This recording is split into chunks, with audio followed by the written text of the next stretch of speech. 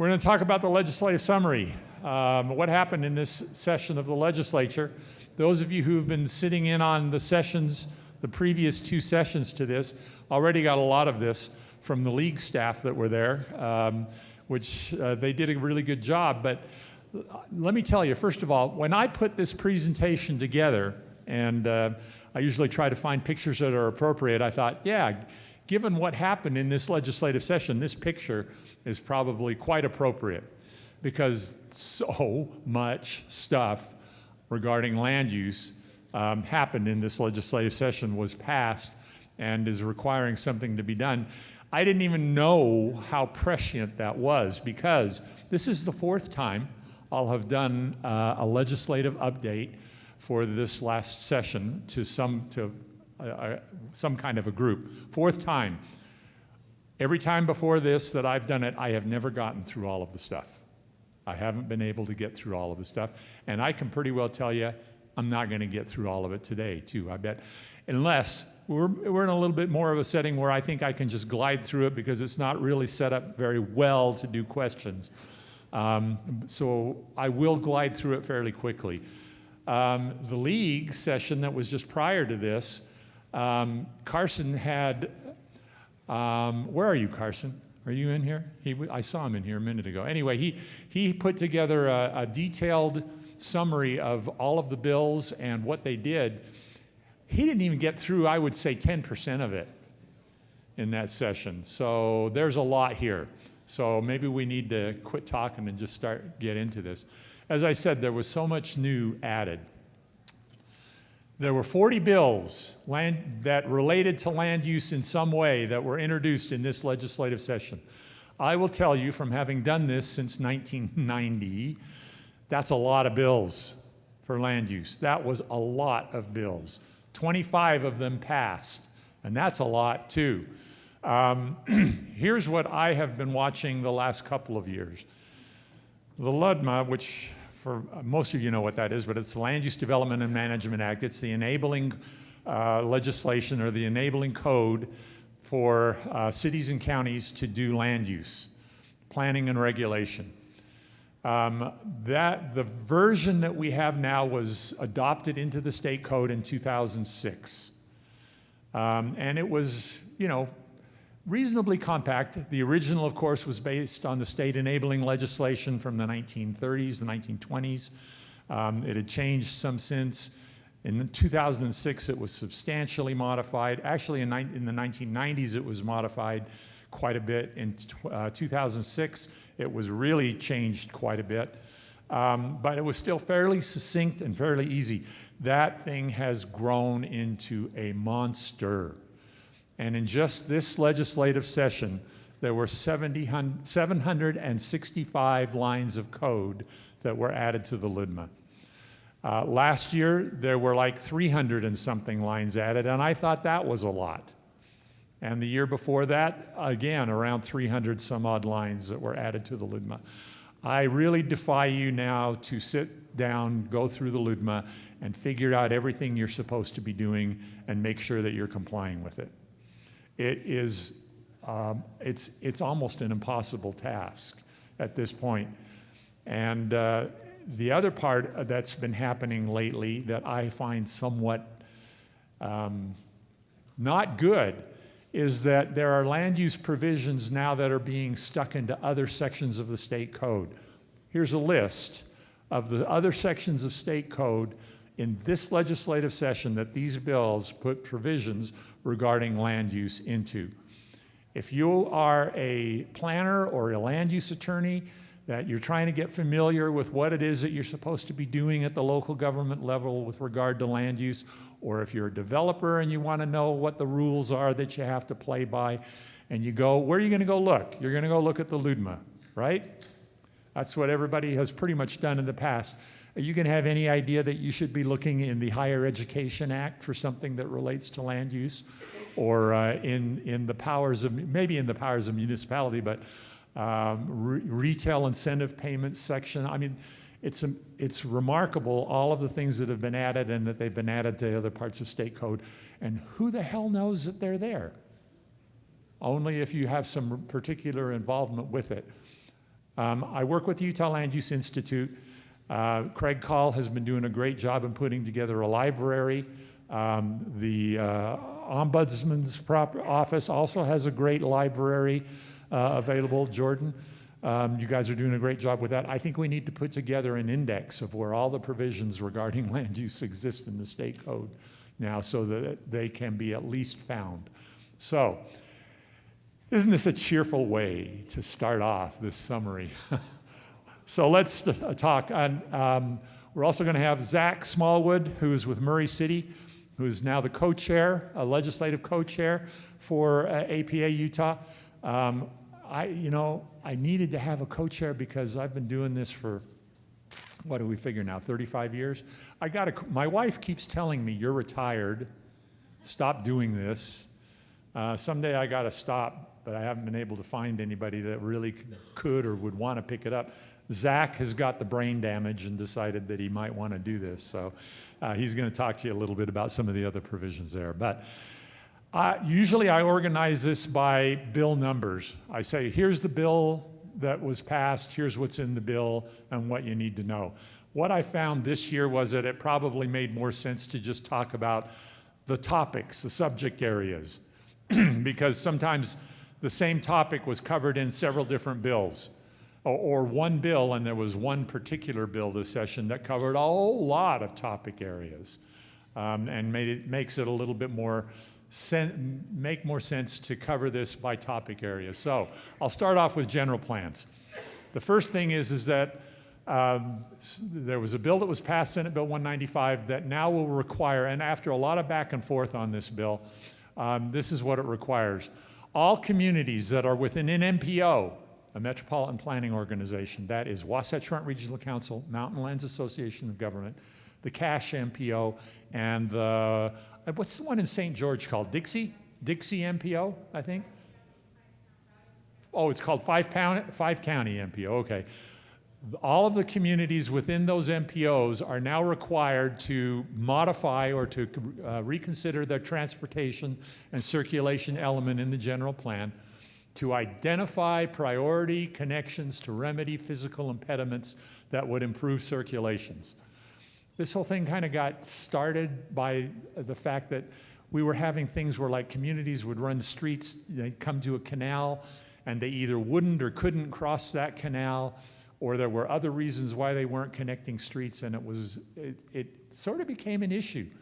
And UDOT was finding it to be an issue too, as they were trying to do their planning for their system and figuring out where traffic was going to come from and how it would work. So after a lot of back and forthing as to what just ought to be in this bill, communities in these MPOs are now required by July 1st of 2027 to modify their transportation and circulation elements, to identify those connections, and to get more specific in those plans. In your plan, this is what doesn't make a lot of sense to me, but again, it's where you sometimes get the input and you're not really sure what you're doing. In the plan, you have to include cost estimates for making those connections, the potential funding sources for covering those costs, and the impediments to constructing those. That's getting pretty darn specific. Very rarely, hardly ever, do you see that kind of specificity that needs to be put into your general plan. That's really more stuff. Your traffic and circulation general plan has traditionally been a place where you talk about, as much of your general plan, more general things, and then you get more specific as you do like your transportation plan for your community. That's really where that stuff belongs, but it's now in your general plan. It has to be in your general plan. What worries me a little bit about that is by setting a precedent and saying that there will be other things now that you have to do with that regard. That's not the place for it. And we maybe need to do something to talk to folks at the legislative level to say, we need to change this and not require this. That's not what a general plan is intended to be. Regardless, having said that at this point, it's there. It's required now. You got to have it done according to the state code here by July 1st, 2027. Okay? Something to be aware of. In addition to the water element that y'all got the requirement to do a couple of years ago, in addition to the fun one, moderate income housing element. which that whole moderate housing income plan, which had been a separate part of the state code, was added into general plans a couple of years ago. That was probably appropriate. That was probably a good place to put it, but the moderate income housing plan thing itself turned into quite a deal with the whole housing affordability crisis. Not inappropriately, but it's had a lot of issues and things. And I am not the great expert on moderate income housing plans. I'm going to turn it over to my colleague here, Zach Smallwood, who's going to talk to you a little bit about the moderate income housing plans requirements, things that were in this legislation, and what may be happening in the future, because folks, it sounds like there may be some changes, potentially big changes, coming on moderate income housing plans, but we don't know what those will be yet. Hello, everyone. Can I grab the clicker? Thank you. So my name's Zach Smallwood. I am the planning manager over in Murray City, down in Salt Lake County. I apologize. This is my first time presenting at a conference, so I am terribly nervous, and in front of a bunch of colleagues. So thank you very much. I appreciate that. So yeah, I'm just going to go over very quickly. So overall, this year for moderate income housing, it was pretty quiet as far as reporting and things are concerned. They did add some enabling language, which I'll get into here. They added 3 new menu items and then reorganized a couple so that you could include those as part of your housing plan. So they added AA, which is, approve a project that receives funding from or qualifies to receive funding from the Utah Homes Incentive Program. And then also 2 density incentive bonuses. So either BB or CC. One is for a single-family residential bonus or multifamily incentive bonus. So really quickly, just affordable home ownership for the single family. So if you do not have a zone that allows for 6 units per acre, the state says just bump that up to 6. If you do have single family that you want to make a little more dense, bump that up by at least half a unit per acre.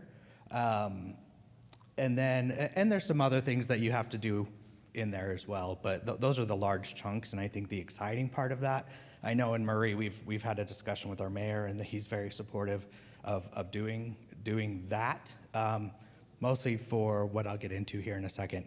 But the multifamily residential is having a zone that has 20 residential units per acre. This does include an affordable element to it as well. So what's really exciting about this, so the benefits, so it allows for a lower number of strategies overall. So you communities that have fixed guideways, you have to have 5 strategies. This actually reduces it down to 3 if you pick one of those from X to CC. And if you do not have a fixed rail station, then that one of those counts for 3 of your moderate income housing choices. Also, it includes less reporting, which we all love. So it will include your initial reporting year and then 2 consecutive years. So you pretty much get a 3-year break from reporting to actually get that through the system, which I know from my stress level goes to July 31st when I'm submitting the report, and then I have a 1-month reprieve, and then I get about 90 days worrying whether I actually made the cut and got approved. And then by that time, it's the following year, and now I'm starting to stress about whether we're meeting everything that we said we were going to do in the first place. So getting a couple years off, I think, would be really, really, really helpful. So, and what I will caveat is that you've probably all heard this in previous sessions. The state is starting or has already begun a statewide housing plan, which is moving forward at a rapid pace. And that's another thing that I wanted to touch on, because that's what's going to be next. I fully anticipate that it will result in some changes to moderate income housing reporting, plans, everything going forward. So, as part of HB 37, this legislature required that. I already just talked about this. But APA membership has a unique opportunity to contribute as a profession and not necessarily from your individual city's perspective. I think that's very important. It's something that us as a profession haven't done yet very strongly, and Wilf and I really want to pursue that as just a profession instead of being a representative of your city. So with that, there are 3 work groups. So I couldn't fit them all onto one slide very well. So there you go. So I'm going to be putting together a group of planners here. I'm going to try to separate them depending on how many people I get to volunteer, so I hope you all do,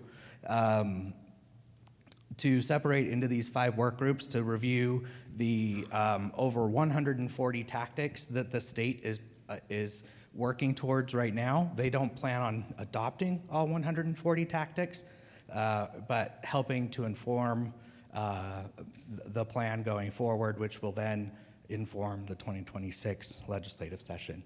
So, as you can see, work group 1 is really focused on those unsheltered, rapid housing, transitional housing, and permanent supportive. Work group 2 is for subsidized, affordable, restricted workforce and starter and first-time homes with subsidy.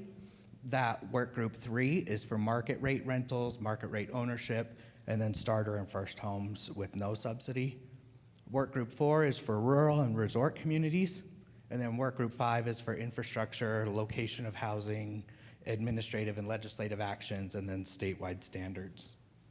So really that's all I have to say about MIH right now. What I do, if you scan this QR code, you can send me an email. And if you're interested in getting involved, let me know. I'll be putting that together. As Wilf had mentioned, they are on a really tight timeline.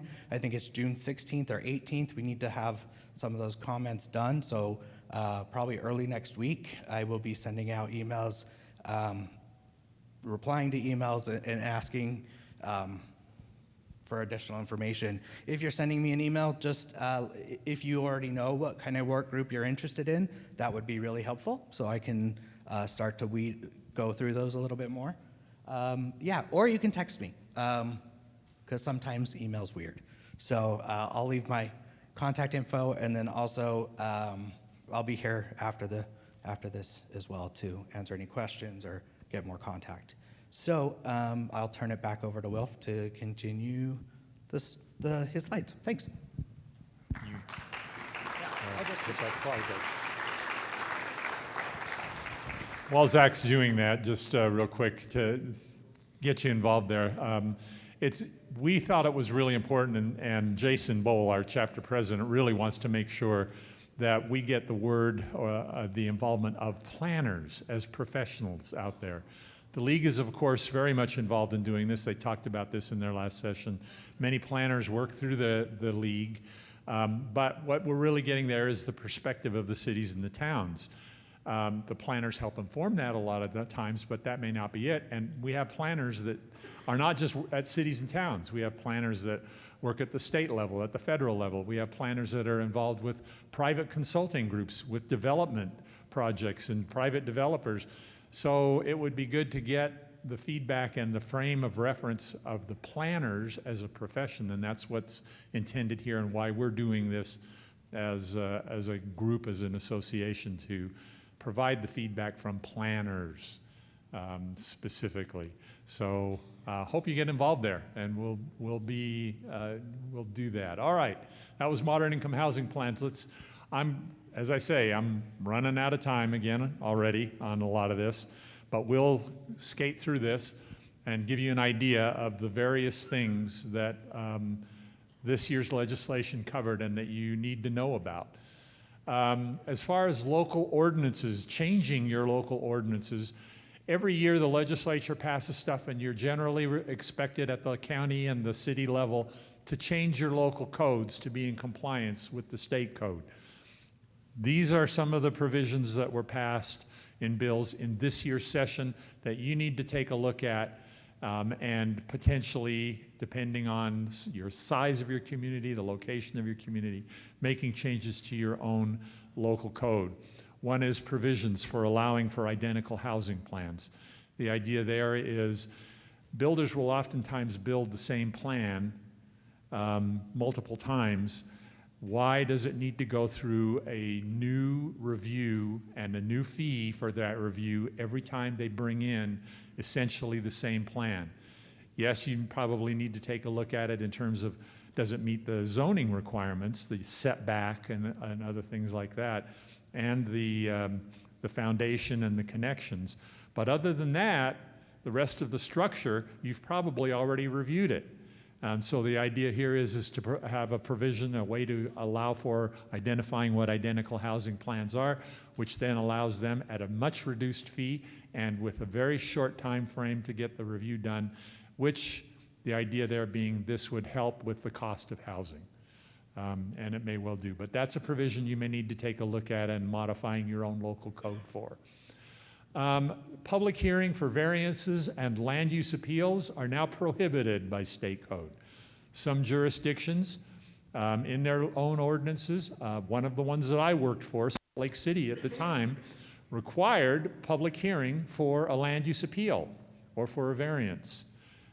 It's a quasi-judicial process. It's based on the facts and the information specific to a particular instance or a property. Doesn't seem to be a lot of call for or need for public hearings. You don't see courts holding public hearings. This is a very similar process to that. The idea there being that then they're not required. So state code now prohibits public hearings at that level. If your code or ordinance allows for that or calls for that, you need to probably make a change there. There was a lot of discussion about parking standards. Nationally, the issue of parking has become kind of a bellwether on affordable housing, because the idea there being that oftentimes too much parking is required for what's really needed for housing projects as well as for other uses.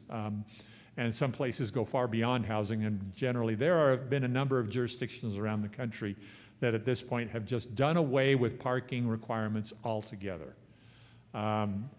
Nobody seems to be quite ready to go there here yet, but there was a lot of discussion about it. This is what came out in the legislative session.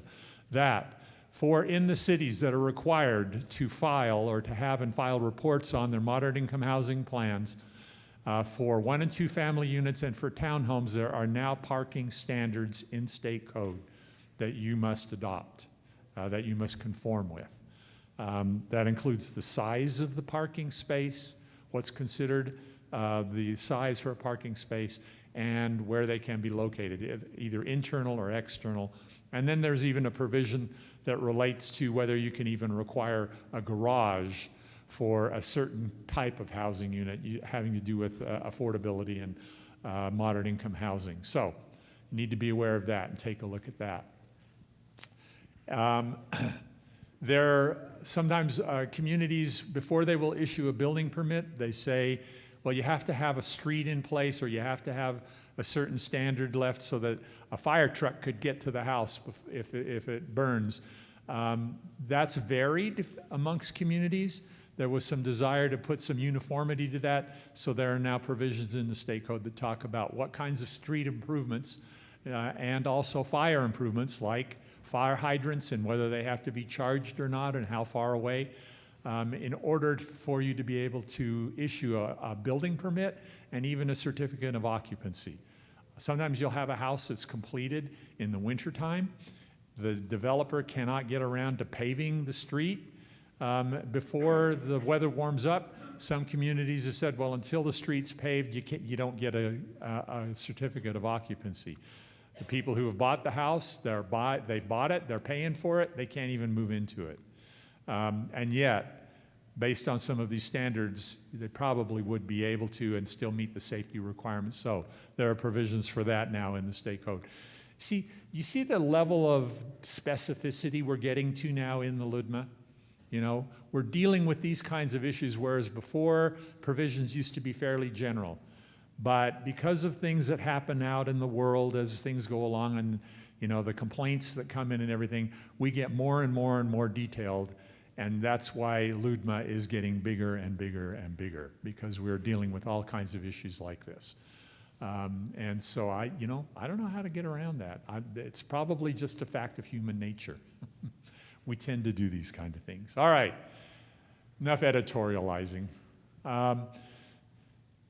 The way you do bonds, inspections, and then bond releases for public improvements and for landscaping, there are provisions regarding to that in the state code. I won't get into the specifics.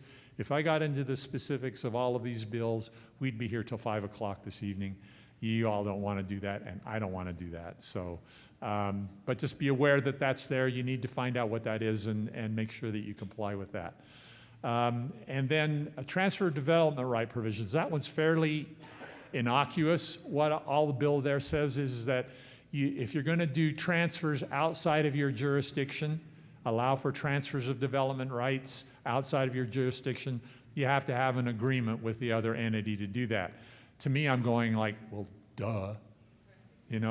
How could you transfer your development rights to another jurisdiction unless the other jurisdiction agreed to take it? So anyway, it says in the state code now you have to do that. So stormwater runoff controls, permits, and inspections. There was a whole bill that dealt with that.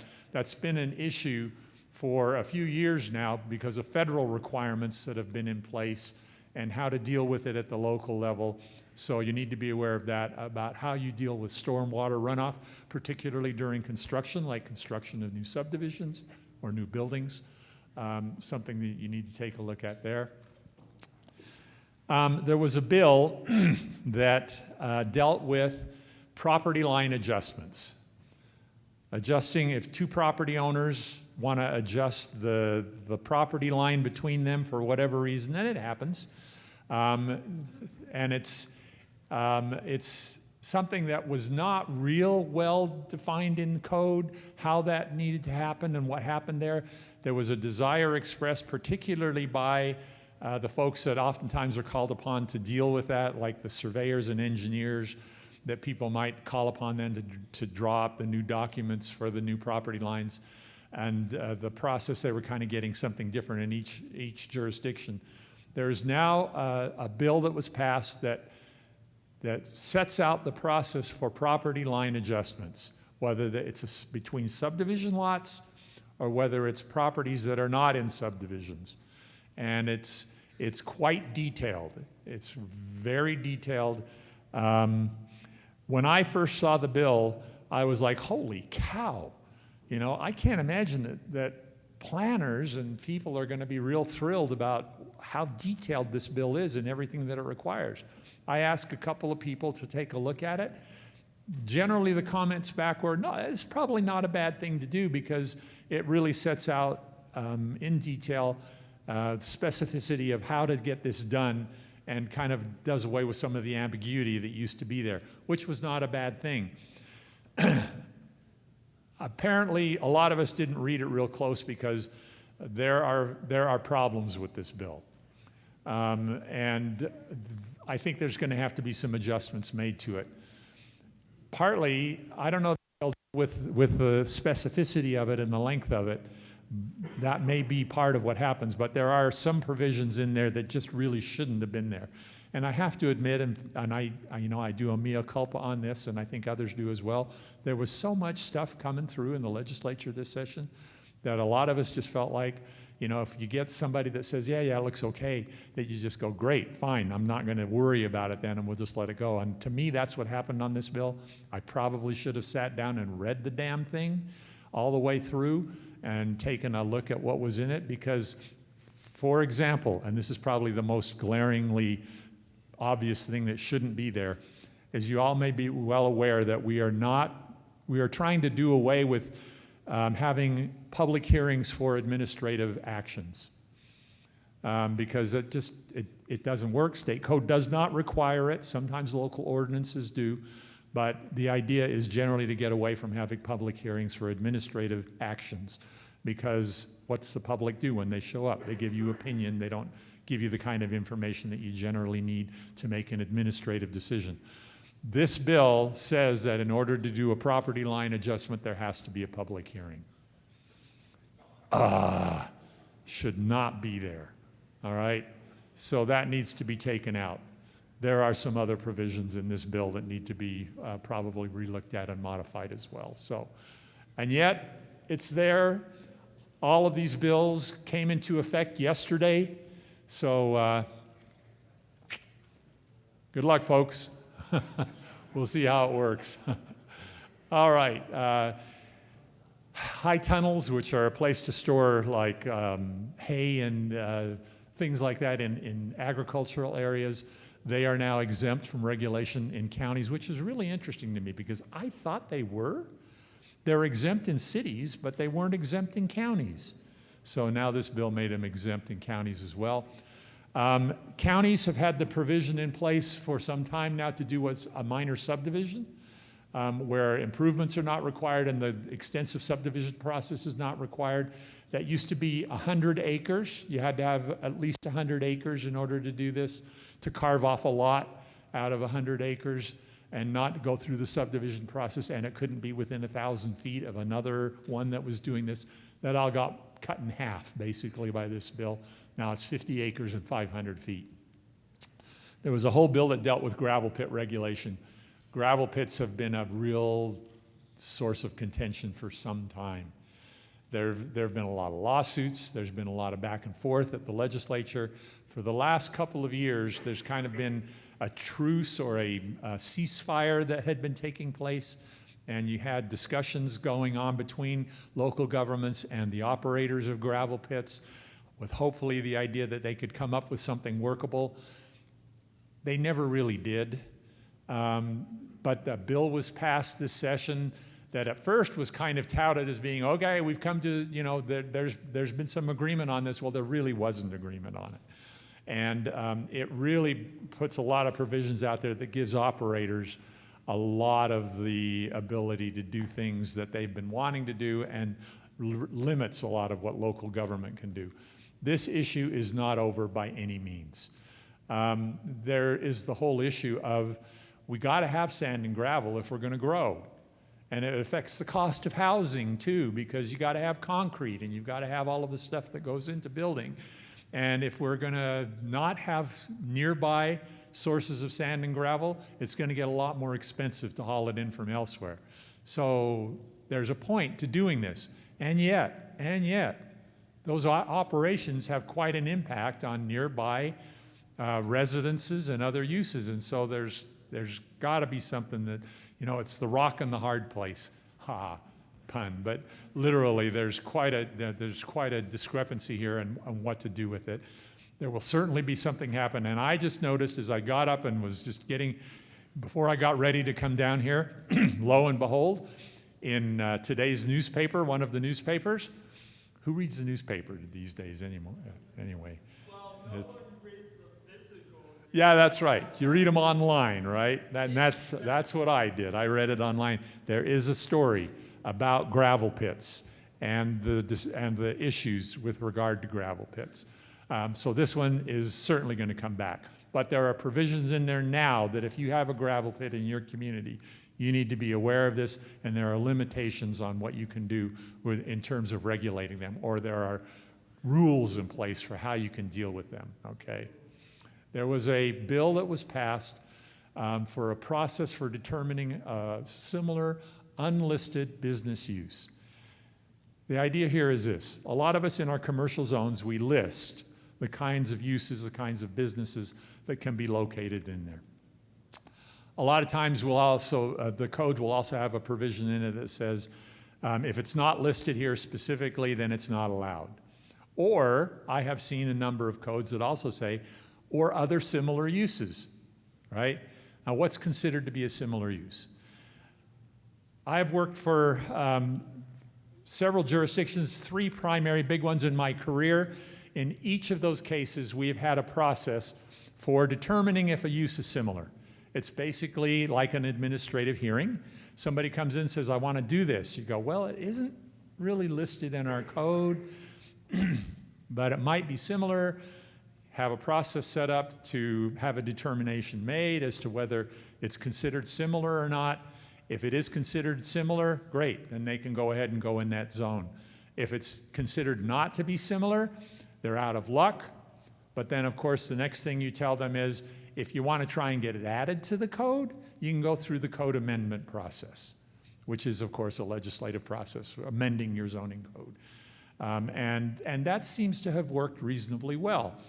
This bill showed up this session, which basically said, this is a kind of process you have to set up, and it requires jurisdictions to have this process in your code. So I took a look at it. I thought, well, this sounds just like what we've been doing. And then all of a sudden I saw a provision in there that just rang the alarm bells in my head, because what it said was that if you then go to the legislative body, to the council, to have them make a determination as to whether it should be allowed or not, and they decide not to allow it, then the next thing that happens is you go to an administrative hearing. And the alarm bell that went off in my head was, what the hell? You're taking a legislative decision, and now you're saying it goes to an administrative appeals process? That is completely out of character, in line with how we do land use and how it's legally been done in the state of Utah for a long time. Well, as I talked to a couple of legal experts, they said, no, it doesn't say in that provision, in that bill, that you're amending the code. That's not at all what's happening. It's kind of like the council is being asked to make a one-off decision. I said, well, to me that sounds like a use variance, and use variances are not allowed either. And the response to that was, it's not really a variance either, it's more like a special exception. They're right. I mean, that's really what it seems to be like, but we took special exceptions out of the state code several years ago. So I happened to be at an event, and one of the people at the event happened to be the person that had been the instigator of this bill and had worked with the Senate sponsor. And he had read, I got kind of impassioned about this and blogged about it, and he had read it. He came up to me after the event and he says, hey, I'm the guy that was working and did this. And he says, I agree with you, there's a problem with what the bill says. And I said, oh, great, then we need to fix it. And he said, I agree, we need to fix it. So we've since had some discussions about fixing it. But the other part of that is that he and the organization that he works with, their intent was, of course, to try and help business, private sector, and they were then intending, and are still intending, on putting out a model language for communities to adopt into their code in order to enact what's in this bill. And I said, well, what are you going to write now that we've all agreed that there's a problem with the language of this bill? And he says, well, we don't want to wait. And I said, I get that, but you don't want to write this wrong process in there either.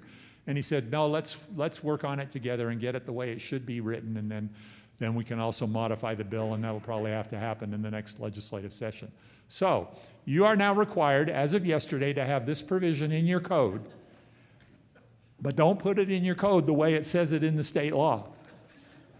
How should you put it in there? I don't know. We're still working on the model language. So I'm not going to give you the advice to wait and not do this right now.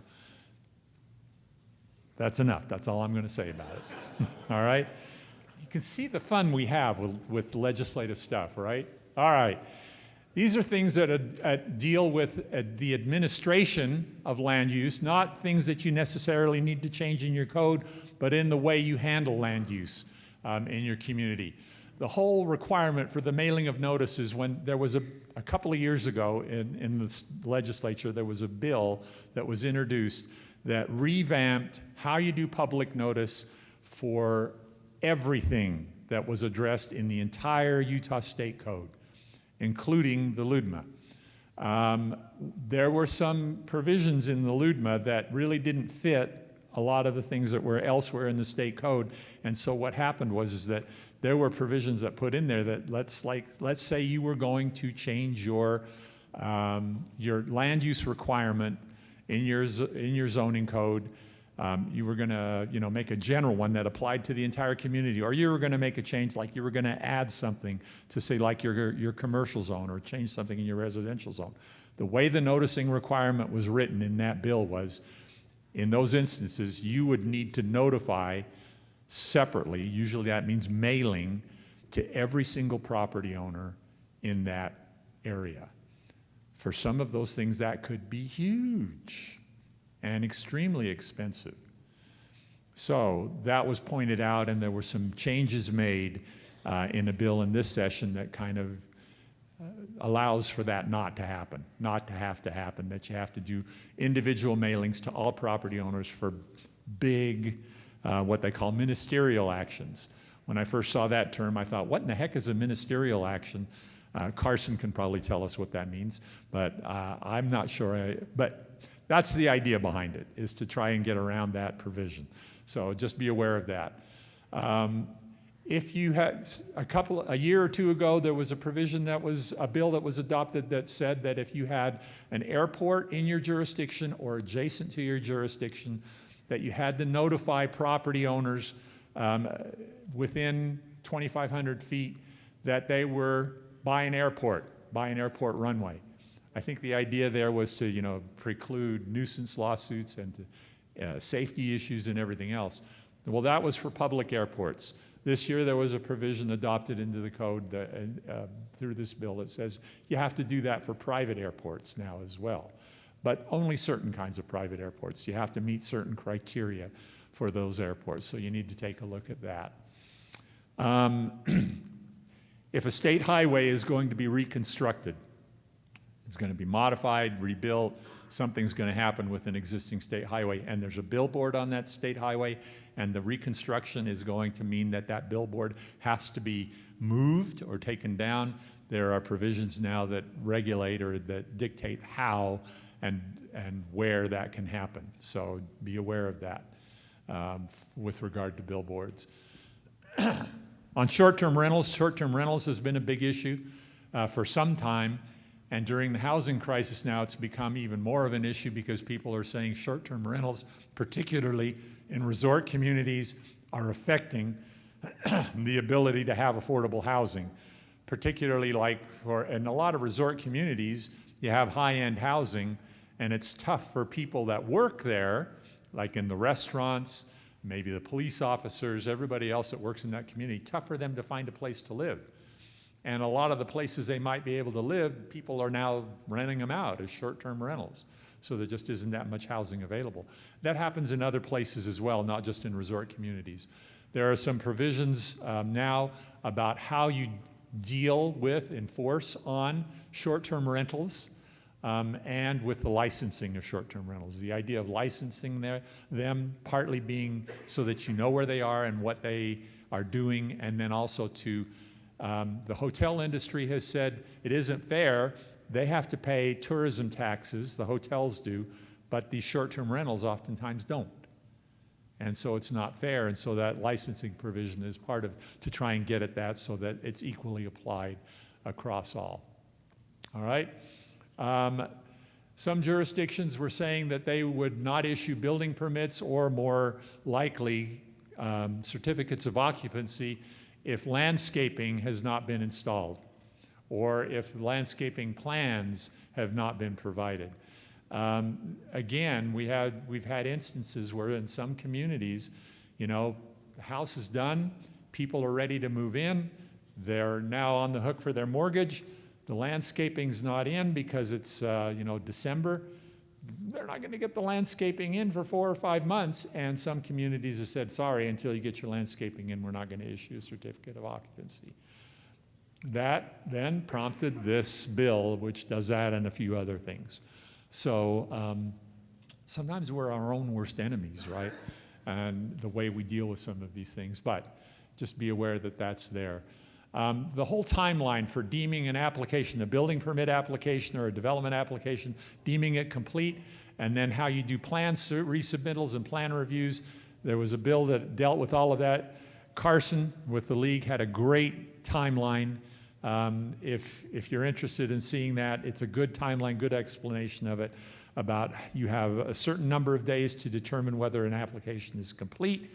Then you have a certain number of days that you can do your review, ask for information. Depending on when the applicant gets you their information back, you may be able to tack on some more times for a review. The baseline being that you get 14 days to review plans, but there are some exceptions that can be made depending on what happens and how. Stuff gets so detailed. You see why I say that I defy anybody to sit down, read the LUDMA, and really completely understand what it is you're required to do? It ain't easy anymore, folks. And again, the whole process of releasing bonds for infrastructure and landscaping as a developer builds, and they've bonded for it, but now they're completing it. And how do you release those bonds, and on what timeline? Once again, a set of rules that have been put in place for that. There were changes made to these housing programs. There haven't been a lot of these that have been implemented, partly because of issues that were with these programs in the first place when they were adopted by the legislature, but there were changes made to the FIS program, changes to the HTRZ program, and station area plan reporting requirements have changed somewhat, as well as some provisions for that. Also housing set-aside funds and the funds from your community redevelopment areas, what they can be used for and how you can use them. There were some changes made to that. There's a little provision in there that says you can't charge a water district that has a certified inspector for inspection fees. Somebody must have had a real issue with that. Anyway, it made it into state legislation. There is a provision, there was a bill, and this came up right near the end of the session. So there wasn't a lot of discussion about this, but it was interesting.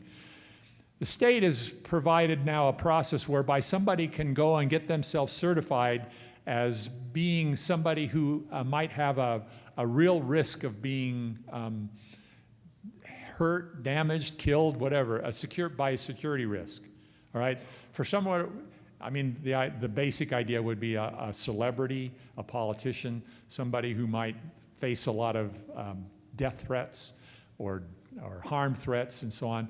Somebody who feels like that they're in that kind of a position, they can go to the state and get certified as being subject or being prone to getting these kinds of things. Once they get that, they have a certain status and they can do certain things. One of the things that they can do is that they can do now things to their property to make it more secure that exempt them from local land use regulations. The most common provision would be like to say to put up a really tall wall or a fence, right? Your local land fencing regulations may not allow for that. If they have been deemed to be a certified risk, they now get to ignore your rules with regard to that. It also would apply to like building heights if they're doing things to do something in that regard. Anything that they may want to do to their property that would be considered to be something that they need for their security, it's now exempt from your local land use regulations. Okay? Something just to be aware of. And then there was a whole bill that we've been working on for some time with regard to annexations. The annexation code has been a mess for a long, long time for a variety of reasons. We finally got that essentially recodified. There were not a lot of policy changes made to that. It needs policy changes, but there were not a lot made to that so that we could try to get this reorganization passed, and it did pass.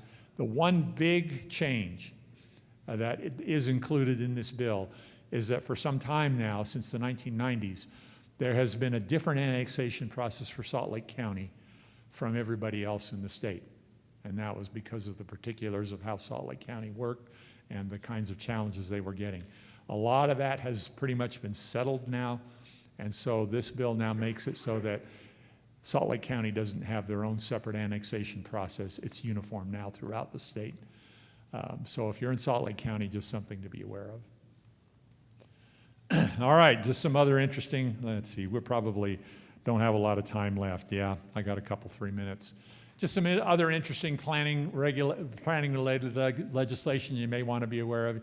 The energy development zones is an interesting one. This is the idea that a community can say, we want to designate an energy development zone, and what that would mean is that in this area you can allow now for power generation facilities.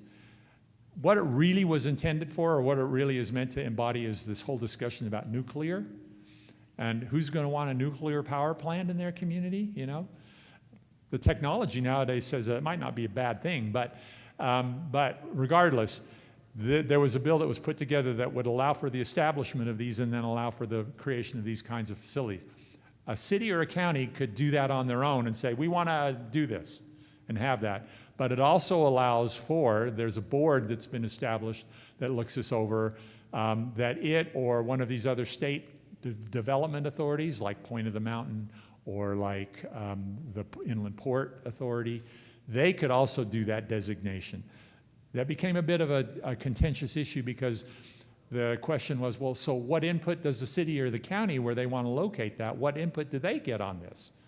And that kind of went back and forth a little bit, and there is language in there now that says that it has to comply with plans. It doesn't say local plans, it just says with plans. What does that mean exactly? I don't know. That's something that I'm sure we're going to hear more about in coming sessions. You can see some of the other things there. Several of these were Salt Lake City specific. So, interesting stuff because it may well drive what happens in Salt Lake and why we may all want to go to Salt Lake more or not more, depending, but just be aware of those. All right, coming for the next year, and the league in their session talked a little bit more about this, but some of you may recall there was this whole big discussion that came right at the end of the session about something called the Beehive Development Authority. This was the idea of having some kind of a state designated or a state authorized entity that could determine what would be a project of statewide significance. And then they could establish an area, and then they basically, in that area, they take over all jurisdiction and responsibility. Land use, taxation, everything else. All right? That kicked off quite a bit of discussion right at the end of the session, enough so that it sank the bill for the session, but the whole issue may not be done yet. It may be coming back in some form or another. There will likely be more zoning reform. The discussions are just getting kicked off. Certainly the state housing plan will be one forum for this, the land use task force, the Commission on Housing Affordability. There seems to be more of a inclination to say, all right, we've done all the easy stuff. Other states are doing hard stuff like saying, you can't have any more single-family residential zones in your city or in your state. That's been happening in some states. That's been talked about here, that you have to allow lots down to a certain size. That's been happening in other states. It's been talked about here. There was actually a bill in the last session that would have done that. So there are some other proposals like that. Another big one that's kind of might be an issue is whether we become what's called a mandatory general plan compliance state. As you all well know, right now in the state of Utah, general plans are considered to be advisory only. They do not have to be complied with. Some states do have doctrines that say you must be compliant with your general plan in your land use regulations and zoning. There's been discussion about making Utah a compliant state. That would change the whole way we would do our general plans and the way we look at them and where the land use fights are going to take place. So, Ted? What do you think about that? As a planner, it sounds like a good idea.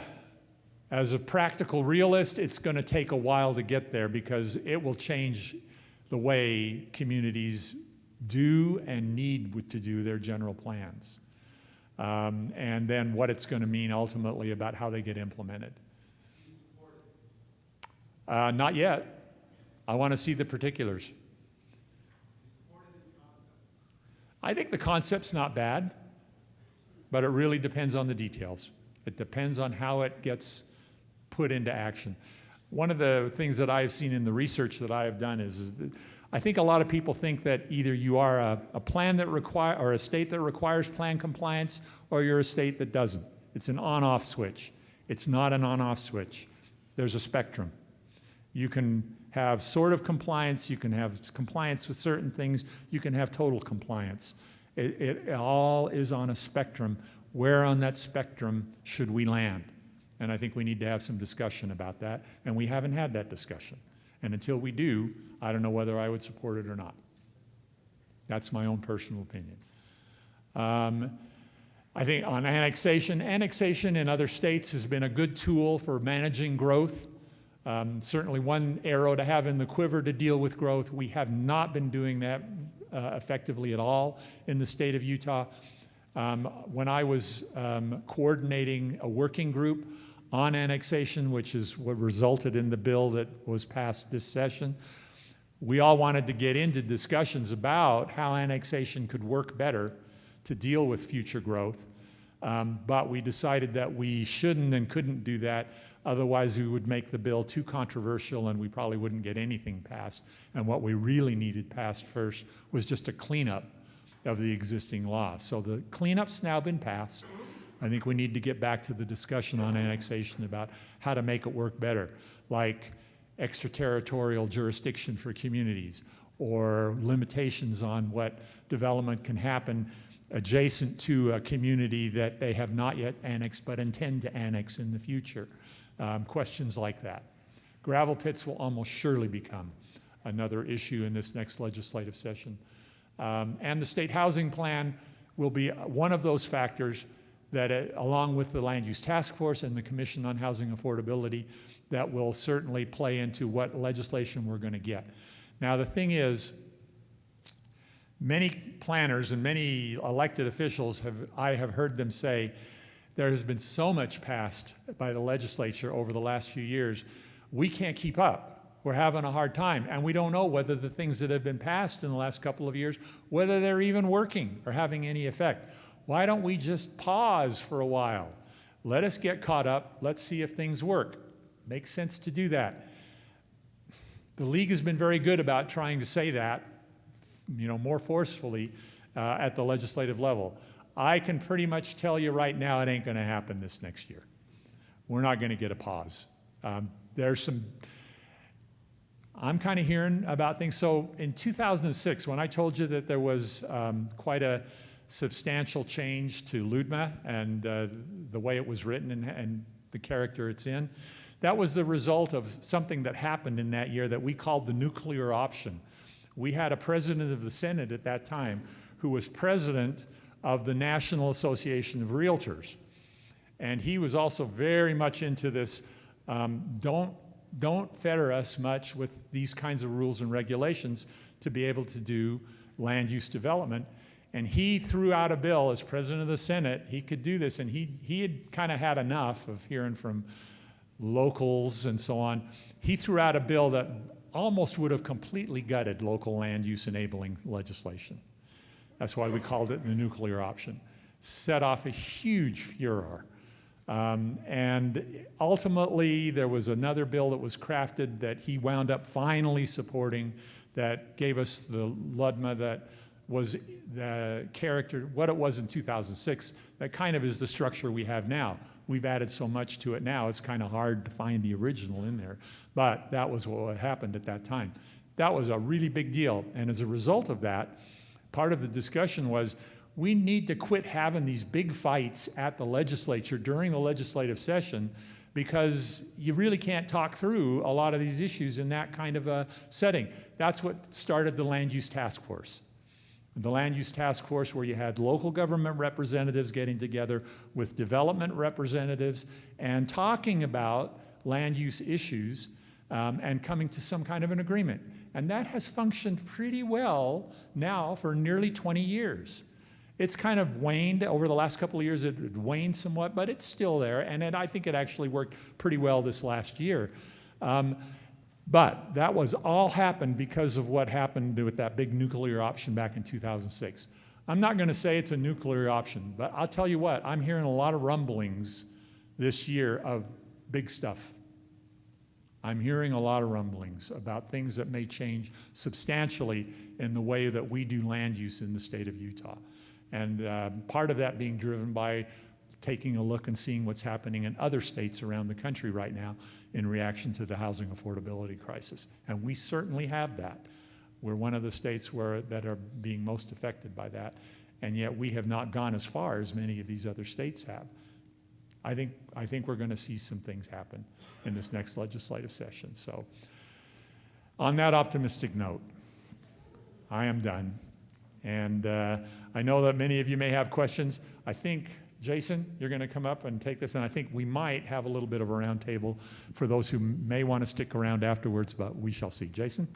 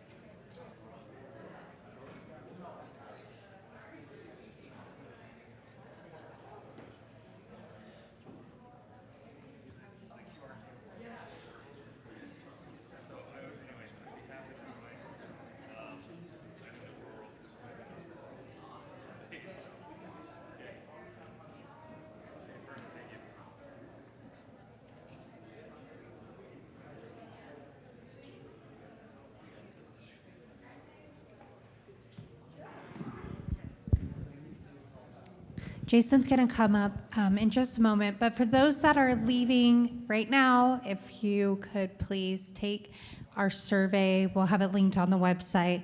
Not going to shut the doors and lock you in until you do, but I'm tempted. No, I'm kidding. Please just take the survey so we can continue making these conferences great and really get your feedback. It's very important to us. So give Jason just a minute and we will. Are you ready? Yes. Okay. He's ready. Sorry, technical issues. Thank you all for sticking around to the end. Really appreciate your attendance and the opportunity to visit with you. And I hope you've had the opportunity and taken the opportunity to visit with others about the sessions, about what's going on in your communities, about the challenges you're facing. And I also wanted to thank Logan in Cache County for being great hosts.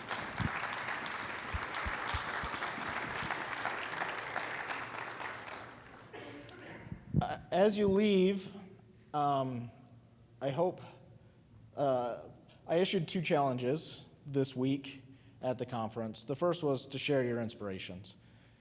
I hope you've been able to share with each other, and I hope as you go home, you will share what has inspired you, the thoughts that you've had, the questions that you have. We have the opportunity as planners in this state to work together and to bounce ideas off each other and to learn and grow with each other. And let's utilize that and continue to cultivate that.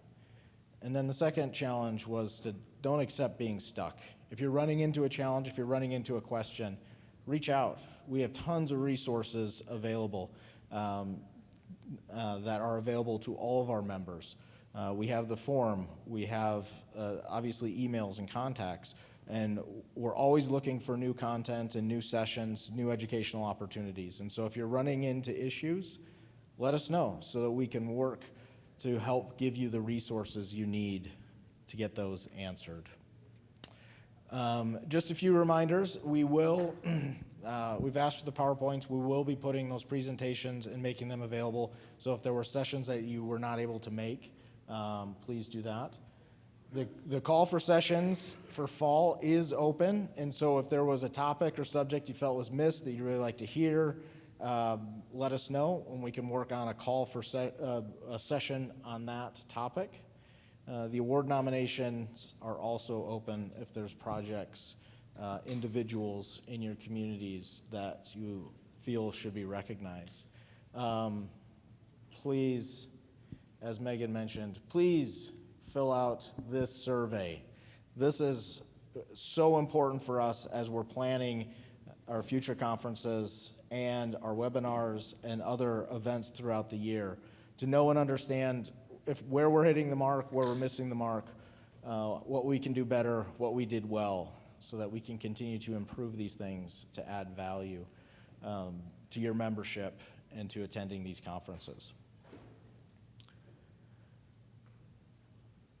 This is available on our website. Just a few quick reminders of upcoming events. I did highlight the June 6th event. We do have more information, and it is on the website now under our announcements, and there will be more information coming on that social opportunity on June 6th.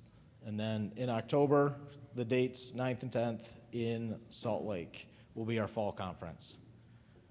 Finally, sorry, Nikki is not here. She's left, but if we can give her a round of applause, even though she's not here.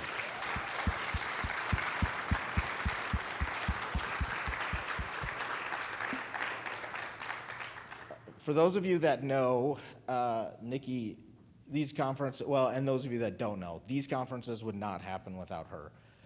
And the effort and time and energy she puts in to making sure everything runs so smoothly for us. And we're so lucky to have her on staff to help us with these events. Also, thank you to the Conference Planning Committee and our presenters for the time and effort and energy that went in. I heard nothing but good things, and hopefully that's what the survey shows as well, good things about the conference. But if we can give a quick round of applause to our conference committee and our presenters and all those that spent time here this week.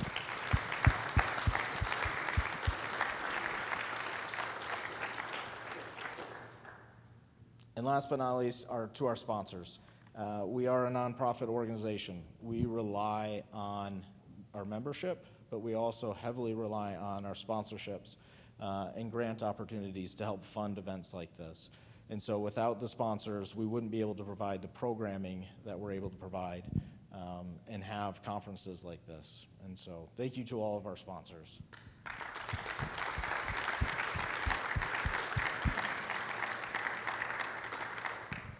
And once again, thank you for attending. Please fill out the survey. I will go back to that in case you didn't grab it before. And we look forward to hearing from you. Please travel safe, and thank you.